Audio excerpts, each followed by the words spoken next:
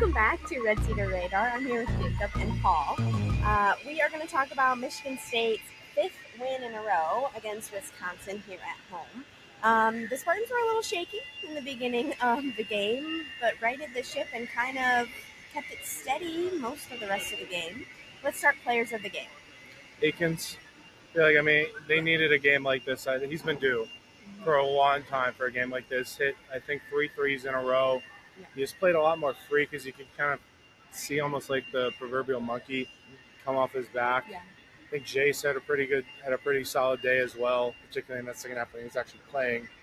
But all around, another big one. Yeah. I would go with Jace actually as player of the game. I think that while Akins kind of kept the ship afloat in the first half, and certainly those 3 threes or 3 out of 4 threes in a row, whatever it wound up being, that they did need that because they were struggling on offense otherwise. Mm-hmm. But I think I tweeted at halftime that if MSU was going to win, Jace was probably going to have to be the man in the second half, and fortunately he was. But you could also make a good argument for Kohler, who had a double-double. It was just, I think, 16 rebounds, just a monster. 15, 16. He really had a great game and a little bit unsung because MSU's big struggled in the first half a bit. Yeah. And Jacob here just mentioned the points in the paint differential between the first and second was stark. MSU had 6 points in the paint in that first half, ended with 32, so 26 in that second half. Yeah.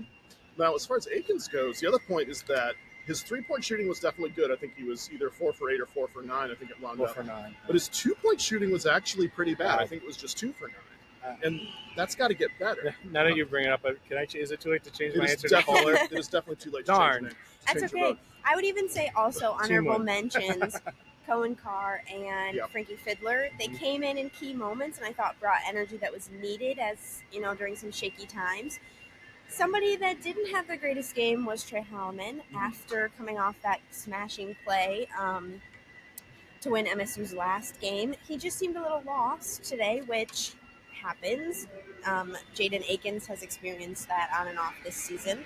I think it speaks to what we've been talking about every single time is that when somebody is having a shaky night, someone else is able to step up every single time. And that was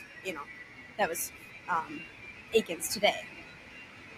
Yeah, definitely. Yeah. And Akins, I will say, even though I just talked him a little bit, he did lead the team in plus-minus. He was plus 24, and he played great defense. And I think that's reflective in that plus 24. And Izzo even commented on it. They held Tanji to 11. Yeah. Yep. Tanji is going to be first team All Big Ten almost certainly. 11 on 13 shots too, 1 for 8 from beyond the arc. That's a feat. Yeah. He's real good. And Blackwell got his. He had 19, but he needed 20 shots to get to that mark too. Yeah. So He's a good player. Wisconsin, I think it's been held to under 70 once or twice. Mhm. They got 62 today. Again, this is one of the best defenses in the country, not just Big Ten. Yeah. And Wisconsin was leading the Big Ten certainly in three-point shooting coming into this game, and MSU held it to, I believe, under 20%. 5 for 32. No, let's see. I don't see percentages on there. Oh, wait, no, there they are. It's a small number. Yeah. Not good. 15.6. 15.6, yes, below 20%, which is remarkable. And some have argued that three-point shooting from a percentage standpoint is more of a luck stat, but I think when you do it this much, it's not luck anymore. Yeah. For as bad as of a shooting team MSU's been the whole year, their opponents have shot worse. Yeah, that's true. That's pretty. Yeah, for a team that's shooting below 30% to hold opponents to even worse than that, that's.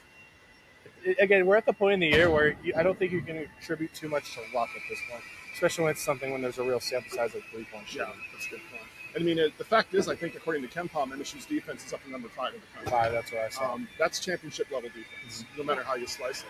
And the crazy thing is, as we just mentioned, Trey had a kind of a shaky game. I don't think Fears. He only had 1 point, 1 on 2 free throws, no made 5 field assists, goals. though, right? Here's 1 0 for 4.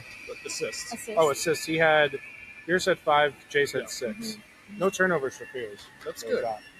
But the fact that, the point that people are missing is that, yes, MSU is not shooting well from 3, and they're pretty consistently having 1 or 2 guards that just are not having a good game. Yeah. But they're still beating very good teams by almost double digits. Yeah. So it's pretty scary to think about what this team could be like if they actually do start shooting 35% from 3 and having Trey and Jace and Jaden all have a good day at the same time. Yeah. They can pretty much beat anybody if they can do it. Especially once you get into the tournament, it just comes down to just getting hot. You never know. it does start to feel at some point that it's going to break through. Aikens finally saw some of those go in. What if he builds off of that? Jace has been money from beyond the arc all year. He was 3 for 6 today. Kohler, you saw it against Illinois. He can hit them. Again, once you get to single elimination tournaments, it just takes a stretch. It only takes one. Yeah. So I really think even if a guy has wavered, and we've seen it, like I said, go through a couple players, they bounce back. They don't stay in that rut for very long, and I think that speaks to the mentality of this team, which again we've talked about a bunch. I think that's a big deal, and it will be a big deal for March. I think the other thing we have to bring up about this team is just how good they are at the end. Yeah. Again, I think Wisconsin finished 2 for 10. And I think they were both when it was all right, let's wrap this up. Yeah. They're plus 83 last 7 games in the second half. That's nuts. Yeah, that's playing good teams, and they're playing good. Again, this 5-game winning streak, all 4 of those games were quad 1A, right? And 4 of them were ranked opponents. And I think all 4 are still going to be ranked. I believe so. I believe Purdue should still be around. Yeah, they beat UCLA. So yeah, so it should be okay. Yeah, someone in the locker room used the term they've been turning the water off on teams, and I kind of like that. And I think it's a good analogy with what they've been doing against these last 5 teams specifically. Anything else that needs improvement? Free throws. Yeah. They've been good all year at that, but can't get sub 50%. You get to play a Duke or an Alabama perhaps in a few weeks. You need to hit your free throws. Can't do what you did tonight. Yeah. I think that should turn around. They've obviously shown that they're a very good free throw shooting team in general. I'm a little bit worried about the number of attempts. It's now the 3rd game in a row where they're really quite a bit below their free throw rate that they've been all year. They've led the Big Ten in free throw rate, which is strange for an Izzo team.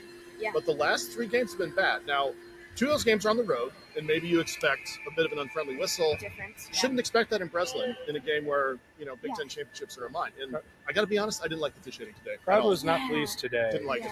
There was some things that had me scratching my head a little bit about just the timing of when things were called and there was really both ways too. There were a few calls against MSU I didn't like. There were a few times I thought MSU committed. I think it was a time on this side of the court. I think Blackwell attempted a 3 and kind of got his legs taken out from under him. And they didn't call it. Okay. There were a couple close calls on threes all day. Yeah. Not our strongest crew today. No, maybe not. So heading to Iowa on Thursday. Any thoughts about that game at all? Don't think about the last trip there. No. Yeah. That came up in the locker room, though. Yeah. Cooper, it was on Cooper's mind. He's like, we've got revenge on our mind. Okay. Which that's good, because, that was a painful memory for lots of people. It was. And your magic numbers, too. Correct. If Michigan's playing Illinois right now, I know it's a close game, and this is probably going to be up after that, but at the end of the day, you just got to take care of business. Even if you lose to Iowa, right now they're guaranteed worst case scenario going on a Michigan game. You're playing for a share, of the Big Ten title. So, it's right there. They just got to go take it. Yeah. I think my recent math after the game said 87% chance to lose share and 70% to get an outright title, but you still got to go win games. So the math doesn't matter. You still got to go win games. If you beat Iowa and Michigan keeps winning, it's going to be for everything here in a week. Big from deal. Today. Yep. Big deal. Will you be back here for the Michigan game? I will. Will you? I will not. I think Brendan will be back with us. We'll miss you, but we'll be here for the Michigan game. We'll have a recap after that. Anything else that you want to say before we wrap up our episode? This team's fun. Enjoy it. It is fun. It is fun. It is fun. And I Happy think March. It's Izzo. Yeah, Izzo. Happy Izzo. Happy Izzo. And we do have to remember, and I brought this up in the presser, which I was surprised that I don't think anyone seemed to really know it, that if MSU does win the Big Ten this year, it is a record-tying 11th win for Coach Izzo. He'll tie Bob Knight and Piggy Lambert from Purdue. And that's a big deal. I think Tom, he seemed excited, but also kind of tried to downplay it. And I get it, because, again, you got to win. I think he was number 2 up there. Yeah, I think that's true. Number 11 Big Ten. Yeah. That's true, and that's fair. But you know what? You're going to probably draw a 2 seed in the NCAA tournament. Yeah. That means, that first game should get by. And I think after that, this team is a nightmare in the one-day prep. A nightmare to prepare for. I agree. Good luck scouting 10 guys in one night. So I think you're going to get the Big Ten tournament. Big Ten tournaments, we're kind of going over here, but they're going to get a team after the double bye that just played the day before and is going to have to somehow find a way to scout 10 guys. Yeah. I Have really, fun. Oh, go ahead. No, I was going to say, yeah, the Big Ten tournament will be interesting. I think there's the way I see this playing out. They're either going to lose on Friday and go home, or they're going to win the tournament. I think it's either one or the other, quite frankly, because they're going to be a little bit cold coming into that Friday game. And they're lining up to play. It seemed like maybe Illinois or Oregon that could definitely beat them 8-9 game. in Yeah. that 8-9 game. Well, the 8-9 seed is like a good team now. They're good. Since you have an Yeah. 18-team conference, you are playing an average. You're not maybe not good. You're playing an average Big Ten team, which is a challenge. Yeah. Yeah. So you're not. It's not winning. The Big Ten tournament's not as meaningful as a regular season not. title, but it's harder than ever to win. Yeah. I'd say. Yeah. Yeah, and it still matters. Hanging a banner still matters, and I Goes think up. It's worth one banner up in That's right. here as much as a regular one. Yeah. At least. Izzo's got that record too for most Big Ten Yeah, tournament there's a lot of titles.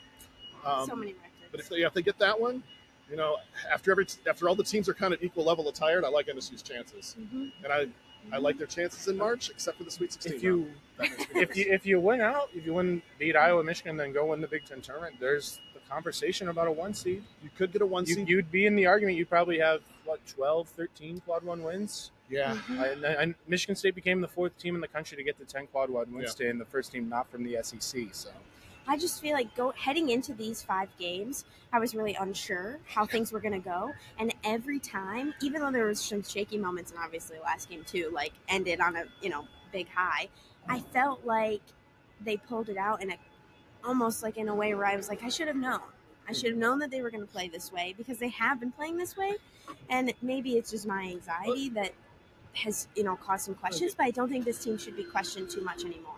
I was here. I mean, I was here for the Indiana game, and you lose. Yeah. You drop Yeah. that game, and I look at the schedule. I'm like, oh no. Yeah, are because things going to change? after that, those 3 Yeah. losses in 4 games. They just come off the Yep. LA trip. They Yep. looked shaky. They didn't look great against No. Oregon for Mhm. that first half, and I'm like, they basically played one good half of basketball in 8 halves. Yeah. Yeah. So now and then I look at, look, here's a bunch of quad. You end with all quad 1 game. I Yeah. truly cannot believe they've won these 5 games. Yeah, yeah. Especially given they were only led at halftime and only against Purdue. right. They were down 16 Right. against That's a big Illinois. hmm I'm trying to think. Michigan. They were down 4, won that game by 12.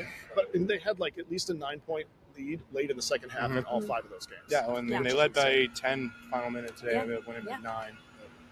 So It's not by accident. again, that's part of the reason I think you should feel good about maybe putting MSU far along in your bracket. Like Mhm. they're proving now you can line them up and knock Yeah. them down, Yeah. just one by one, even good teams. Yeah. I mean, you never know what happens. We all remember Middle Tennessee State. Yeah. So Yeah. and let's that's happened. So You know, I hate to invoke that's invoke that's, the that's Red the Raiders, negative. That's the but negative. It only takes one though. It only takes Right. It only takes one screw up. one bad day. Mhm. Mhm. But I mean, as far as the 1 seed, I do think it's in play. But I think MSU is actually probably a little better shape with the 2 because the 1 seed they're almost certainly going to get shipped out west.